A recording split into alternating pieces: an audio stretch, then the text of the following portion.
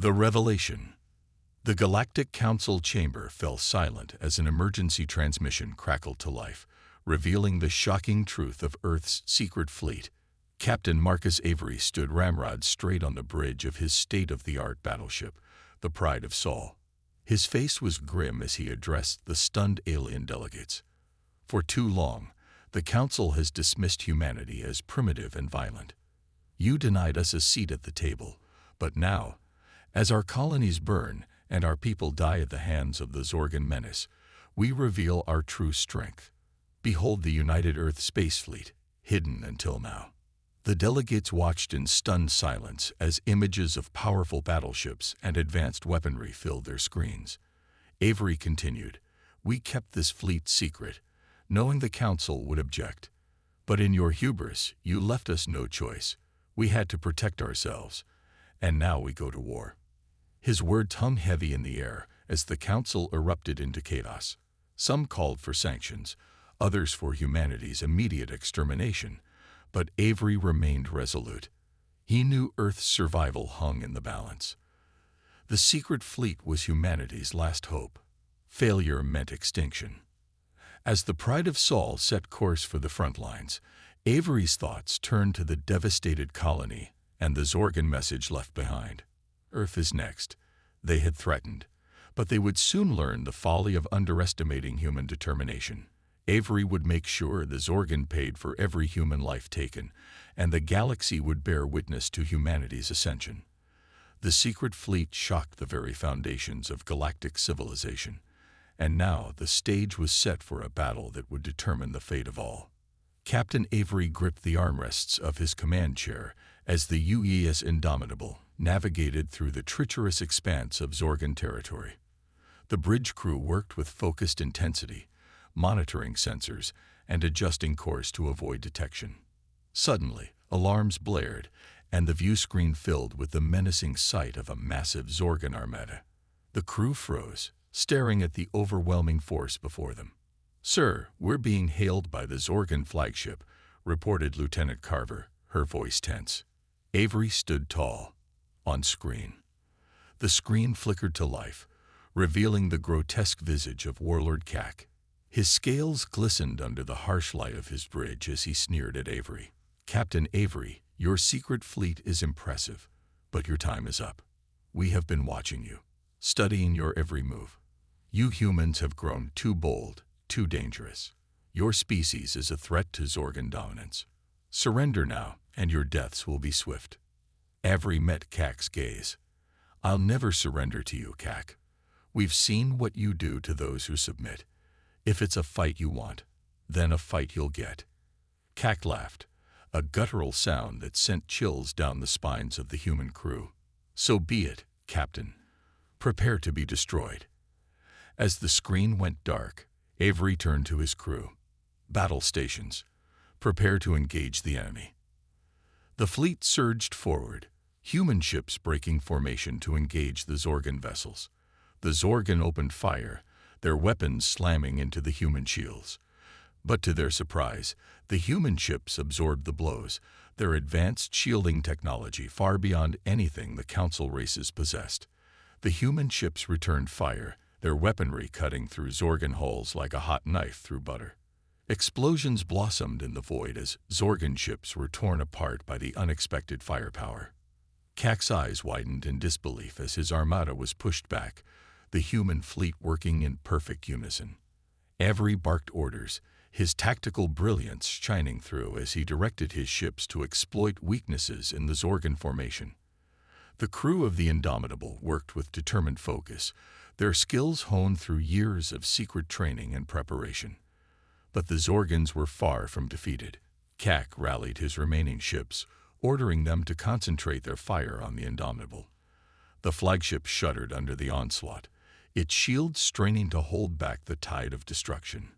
"Shields at 30%, Captain," shouted Lieutenant Carver over the din of battle. "We can't take much more of this." Avery gritted his teeth. "Reroute all auxiliary power to shields. We're not backing down." The crew worked frantically, diverting every ounce of power to the failing shields. Avery knew they were in a precarious position, But retreat was not an option. They had to make a stand here and now. Captain Avery's bold actions and unwavering determination inspired his crew, fueling their resolve to fight on despite the overwhelming odds. The battle raged on, each moment more intense than the last, as the fate of humanity hung in the balance. The turning point. In the heart of the battle, amidst the chaos and destruction, a new plan began to take shape. Commander Reeves, Avery's trusted second-in-command, approached with a determined gleam in his eye. "Captain, I have an idea. If we can get close enough to CAC's ship, we can target their main power core. It's a risky move, but it might be our only chance." Avery nodded, weighing the options. "Do it. Take us in, full speed." The Indomitable surged forward, weaving through the chaos of battle, its hull scorched and battered. CAC's ship loomed ahead, a monstrous behemoth bristling with weapons. "Target locked," Reeves reported, his finger hovering over the trigger. "Fire," Avery commanded.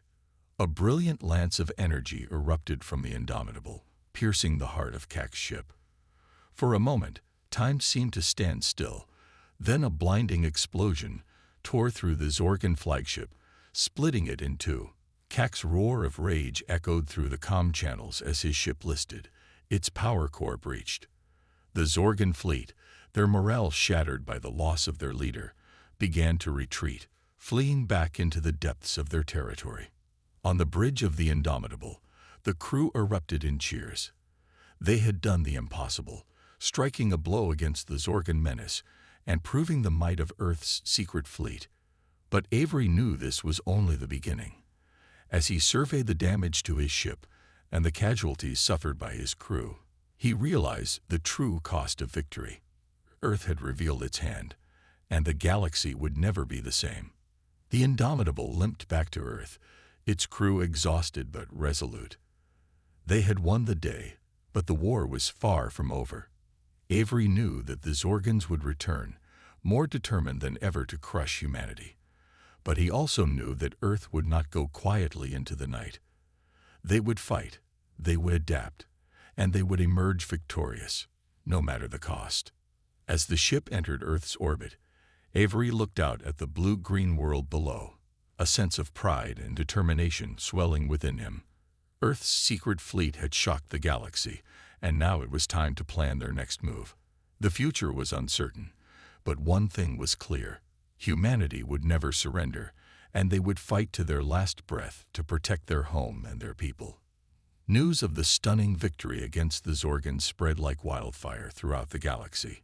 Avery sat in his quarters, watching the galactic news feeds. Reporters spoke with a mix of awe and disbelief as they recounted the details of the battle. They showed footage of the Zorgan ships being torn apart by the human fleet's advanced weapons, and speculated about the origins of Earth's secret fleet and the implications of their sudden emergence as a major player on the galactic stage. On Earth, people gathered in the streets to celebrate the victory. They chanted Avery's name and waved flags bearing the emblem of the United Earth Space Fleet. In the pubs and coffee shops, they toasted the brave men and women who had risked their lives to defend humanity. But not everyone was happy. Some people looked to the sky with fear in their eyes, worried about what the Galactic Council would do in response to Earth's unauthorized military action. They knew that the Council did not take kindly to upstart species challenging their authority. Their fears were soon realized when a message came from the Galactic Council. Counselor Zath appeared on the screen, his features sharp and angular. He spoke with a voice that was cold and commanding. "Captain Avery, you are hereby summoned to appear before the Galactic Council to answer for your actions. You have violated galactic treaties and engaged in unauthorized military action. You will come to the Council chambers immediately to face the consequences of your reckless behavior." Avery knew he had no choice. He put on his dress uniform and boarded a shuttle to the Council's headquarters. As he walked through the halls, he could feel the eyes of the Council members boring into him. They whispered to each other, some with anger, some with fear. When he entered the Council chambers, he saw Counselor Zath sitting on a high podium, looking down at him with a stern expression. Avery stood tall, and looked Zath in the eye. "Counselor Zath, I am here to answer for my actions," Avery said, "but I will not apologize for defending my people." "The ultimatum." Zath leaned forward, his eyes narrowing. "You have broken our laws, Captain Avery. You have put the stability of the galaxy at risk. What do you have to say for yourself?" Avery took a deep breath. "With all due respect, Counselor, the Council's inaction left us no choice. The Zorgans were on the verge of annihilating us. We had to act to save our people. If we had waited for the Council to make a decision, it would have been too late." Zath's eyes blazed with anger. "Your actions have consequences, Captain. The Council cannot allow such blatant disregard for our authority. You will be stripped of your command and Earth will be placed under galactic sanctions." Avery felt a surge of anger. "And what would you have done, Counselor? Would you have sat idly by while your people were slaughtered? We had to act, and we did what we had to do. Earth will not bow to your sanctions. We will continue to defend ourselves, with or without your approval." Zath's expression hardened. "Then you leave us no choice. The Council will take whatever actions are necessary to ensure the stability of the galaxy, even if it means bringing Earth to heel by force." Avery's heart sank. He knew that Earth could not stand against the combined might of the Galactic Council. But he also knew that they would not go down without a fight. He turned and left the chamber, feeling the weight of the galaxy on his shoulders. Back on Earth, the mood had shifted.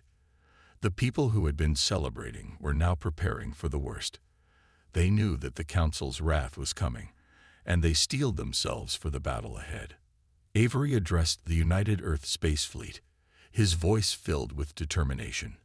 "We may be outnumbered, but we will not be outmatched. We will fight with everything we have to protect our home. The Council underestimates us, but they will learn the true strength of humanity." As the fleet prepared for the impending conflict, Avery knew that the road ahead would be long and difficult. But he also knew that humanity would never give up, and they would never surrender. They would fight for their right to exist, and they would fight for the future of their children. The battle was just beginning, and Avery was ready to lead his people into the fray, no matter the cost. The Defiance. The sun rose over the United Earth Space Fleet's headquarters, casting a golden light over the bustling activity as preparations for the imminent conflict reached fever pitch.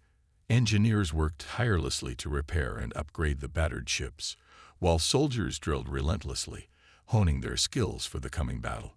Avery stood in the command center, reviewing the latest intelligence reports with his senior officers. "Captain, our spies report that the Council fleet is massing near the Arcturus system," said Commander Reeves, pointing to a holographic display of the galaxy. "They'll be ready to move on us within days." Avery nodded, his mind racing. "We need to strike first. If we can catch them off guard, we might have a chance to disrupt their operations and buy ourselves some time." Reeves hesitated. "It's a risky move, Captain. We'll be going up against the best the Council has to offer." Avery's eyes hardened with determination. "I know, but it's a risk we have to take. We can't wait for them to bring the fight to us. We have to take the initiative and show them that humanity will not be cowed." The fleet mobilized with astonishing speed, the ships forming up into attack formations as they prepared to launch a preemptive strike. The plan was audacious. A surgical strike aimed at the heart of the Council's staging area, designed to throw their preparations into chaos and force them to reconsider their assault on Earth. As the fleet approached the Arcturus system, the tension on the bridge of the Indomitable was palpable. Every officer and crew member knew the stakes. Avery stood at the helm, his gaze fixed on the viewscreen as the Council's fleet came into view, a formidable array of warships that dwarfed their own. "All ships, prepare for combat. Target their command vessels and disable their communications," Avery ordered. "Let's give them a reason to fear us." The human fleet surged forward, weapons blazing. The Council ships, caught off guard by the sudden assault, scrambled to respond. Explosions lit up the void as the two fleets clashed, the human ships darting in and out of enemy formations with deadly precision. On the bridge of the Indomitable, Avery coordinated the attack, his mind working at lightning speed to adapt to the rapidly changing battle. "Focus fire on that cruiser," he barked, pointing to a massive council vessel bearing down on them. "We need to punch a hole through their lines."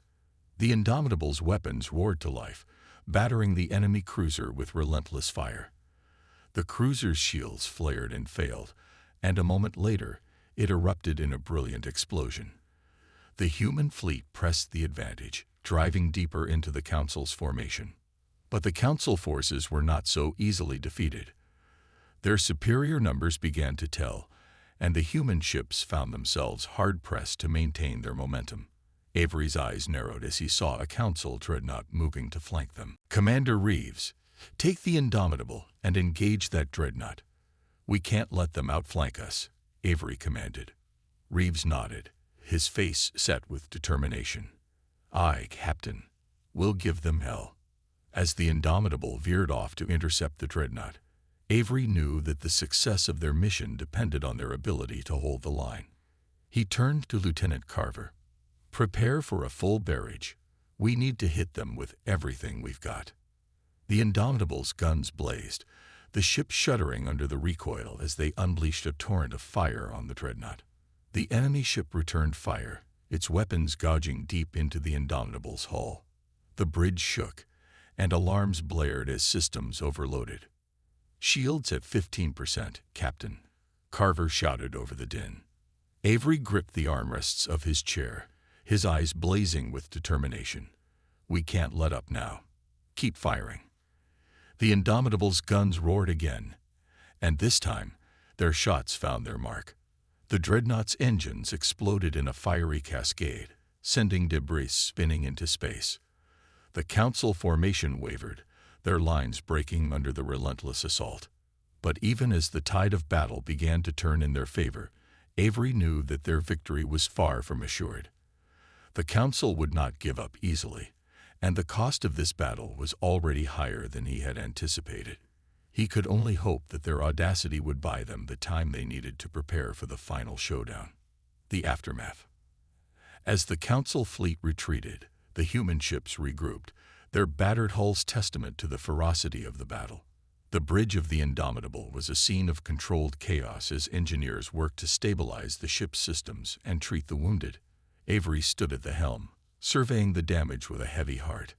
They had won the day, but the cost had been steep. He knew that many brave men and women had given their lives to defend their home, and the weight of their sacrifice weighed heavily on him. "Captain, we've received a transmission from Earth," said Lieutenant Carver, her voice tinged with urgency. "It's the President." Avery nodded. "Put it through." The view screen flickered to life, revealing the solemn face of President Martinez. "Captain Avery, we've received word of your victory. The people of Earth are celebrating, but we know that this is only the beginning. The Council will not take this defeat lightly. They will return, and in greater numbers." Avery met the President's gaze, his voice steady. "We know, Madam President. We'll be ready. We've shown them that humanity will not be bullied into submission. We'll continue to fight, no matter the odds." Martinez nodded, her expression resolute. "You've done us proud, Captain. The entire planet is behind you. We'll do everything we can to support the fleet and prepare for the battles to come. Stay strong and know that you have the full support of Earth." As the transmission ended, Avery turned to his crew. "You heard the President. We have to be ready for whatever comes next. We've proven our strength, but the real test is yet to come." The crew nodded, their faces set with determination. They knew that the road ahead would be long and difficult, but they also knew that they were fighting for something greater than themselves. They were fighting for the future of humanity. Avery looked out at the stars, his mind filled with thoughts of the battles to come. He knew that the Council would return, more determined than ever to crush Earth's defiance. But he also knew that humanity would never back down.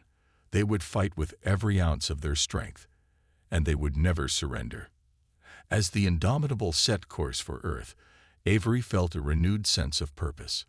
They had taken the first step on a long and difficult journey, but he knew that they would see it through to the end. For as long as there was breath in his body, he would fight to protect his home and his people. And he knew that humanity would stand with him, united in their determination to defend their future. The Alliance, the Indomitable, and the rest of the fleet limped back to Earth, greeted as heroes by a grateful populace. But Avery knew that their temporary victory was just that, temporary. They needed allies if they were to withstand the full might of the Council. As repairs began on the fleet, diplomatic efforts ramped up to seek out potential allies among the stars. In a high-level meeting with President Martinez and her cabinet, Avery laid out his plan. "Madam President, we need to reach out to the Tharn Collective. They have no love for the Council and could be valuable allies in our struggle." Martinez nodded, considering. The Tharn are powerful, but they are also fiercely independent. Convincing them to join our cause won't be easy. Avery's eyes were determined. "We have to try. If we can show them that the Council is a threat to all independent civilizations, we might be able to persuade them." Martinez agreed. "Very well. I will authorize a delegation to the Tharn homeworld. You will lead it, Captain Avery." The journey to the Tharn homeworld was long and fraught with danger. As the Indomitable approached Tharn space, they were hailed by a sleek Tharn warship. "Identify yourselves," came the terse command. "This is Captain James Avery of the United Earth Space Fleet. We seek an audience with your leaders to discuss a mutual threat," Avery responded. There was a tense silence before the Tharn ship responded. "You are cleared to proceed. Any sign of aggression, and you will be destroyed." The Indomitable was escorted to the Tharn capital, a sprawling city of glittering towers and advanced technology. Avery and his delegation were led to the council chamber, where they were greeted by High Chancellor Sarek, a tall Tharn with piercing green eyes. "Captain Avery," Sarek began, his voice cool and measured, "what brings humans to Tharn space?" Avery stood tall, meeting Sarek's gaze. "High Chancellor, the Council of United Species poses a threat not just to humanity, but to all independent worlds. They seek to dominate and control, and they will not stop until they have subjugated us all." Sarek raised an eyebrow. "And you believe the Tharn should concern themselves with your conflict?" Avery nodded. "The Council's ambition knows no bounds. Today they target humanity, but tomorrow it could be the Tharn. We propose an alliance. Together, we can stand against the Council's tyranny." Sarek considered this. "The Tharn have no love for the Council, it is true.